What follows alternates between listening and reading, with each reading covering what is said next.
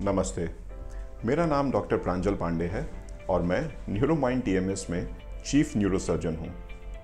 आज हम एक बहुत सामान्य से विषय के बारे में बात करेंगे जो हेडेक है। देखिए, हेडेक एक बहुत ही कॉमन बीमारी है। अमूमन सभी लोगों को उनके जीवन में कभी ना कभी हेडेक तो होता ही है। कई बार ये हेडेक बिना किसी कारण के होता है, लेकिन कई बार ये हेडेक किसी कारण के वश भी होता है। तो आज हम हेडेक के बारे में थोड़ी बातें समझेंगे और ये जानने की कोशिश करेंगे कि क्या क्या कारण हैं कॉमनली जिनसे हेडेक हो जाता है। देखिए, हेडेक के बारे में जब हम बात करें तो हमें ये समझना होगा कि हेडेक के दो प्राइमरी टाइप्स हैं।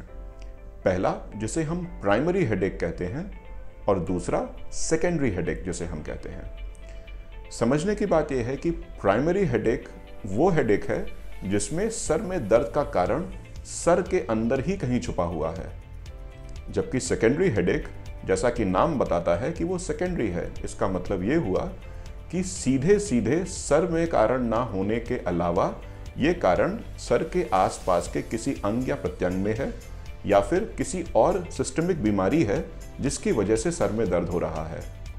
अब मज़ेदार बात तो ये है कि सर में दर्द का सबसे मुख्य कारण तो वो है जिसमें सच में सर में कोई समस्या नहीं है, लेकिन समस्या कहीं और है। मसलन जैसे अगर हमारी आंखें कमज़ोर हों तो हमारी कमज़ोर आंखों की वजह से, और हम चश्मा भी अगर ना पहने तो इस वजह से भी हमें हेडेक होता है। अगर हमें नज़ला हो, सर्दी हो, खांसी हो, कुछ लोगों को साइनस की समस्या होती है, कुछ लोगों के कान बंद होते हैं, कुछ लोगों का बार बार गला खराब होता है, तो ये भी एक हेडेक का कारण होता है। क्योंकि समझने की बात है, जैसे हमारी नाक, हमारा गला, हमारे कान, ये सब अंदर ही अंदर साइनस के थ्रू हमारे ब्रेन से कनेक्टेड रहते हैं। इसीलिए यहाँ पर अगर कभी भी इन्फेक्शन हुआ या संक्रमण हुआ, ये हेडेक का कारण बन सकता है। उसी तरीके से सेकेंडरी कॉजेज में और भी कॉमन जो कारण होते हैं वो इन्फेक्शन को लेकर होता है। जैसे मान लीजिए कि आपके शरीर में कहीं भी इन्फेक्शन हो या आपको किसी भी तरीके का बुखार हो, इस कारण से भी हेडेक हो जाता है। प्राइमरी हेडेक हम तब बोलते हैं जब जो हेडेक का जो कारण है वो किसी और अंग प्रत्यंग में नहीं, बल्कि वो हमारे सर के अंदर ही है।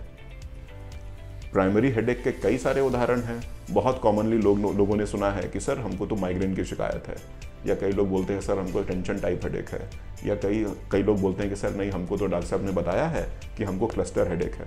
तो देखिए, हेडेक के कारण कई सारे हैं। वैसे सर के अंदर भी कई सारे कारण हो सकते हैं। तो अगर हम सर की संरचना को देखें तो देखिए, जैसे बाहर त्वचा, स्किन है, उसके अंदर कुछ वसा मतलब फैट की लेयर होती है, फिर उसके नीचे हड्डी होती है और हड्डी की कवरिंग होती है, और फिर उसके नीचे ब्रेन की झिल्ली और सीधा ब्रेन होता है। तो हमारे ब्रेन में कुछ ऐसे स्ट्रक्चर्स हैं जो दर्द को महसूस कर सकते हैं। वो कौन कौन से स्ट्रक्चर्स हैं? तो जैसे हमारे सर में जो रक्त की धमनियाँ होती हैं, जो ब्रेन में जो धमनियाँ होती हैं रक्त की, वो पेन से बड़ी सेंसिटिव होती हैं। तो कभी अगर उनका फैलना होगा तो वो पेन करेगा। तो आप समझेंगे कि कई सारे लोग अब ऐसी शिकायत भी करते हैं कि सर हमारे सर में दर्द हो रहा है, ऐसा लगता है कि नस दब दब दब कर रही है। तो कई बार ऐसे दर्द का छुपा हुआ कारण अंदर वो रक्त की धमनियों का ऊपर नीचे होना होता है। उसी तरीके से हमारे सर में जो मैं पीछे एक ब्रेन की झिल्ली के बारे में मैंने जो बात कही, वो भी एक पेन सेंसिटिव स्ट्रक्चर है। तो कभी उस पर खिंचाव आएगा तो भी सर में दर्द होगा। अगर हम और हेडेक की बात करें तो एक बहुत ही कॉमन टॉपिक हो जाता है माइग्रेन। तो माइग्रेन का मैं उदाहरण आपको इसलिए दे रहा हूं क्योंकि माइग्रेन को जितना हमने स्टडी किया है उतनी ही दरअसल समाज में इसके बारे में भ्रांतियां हैं।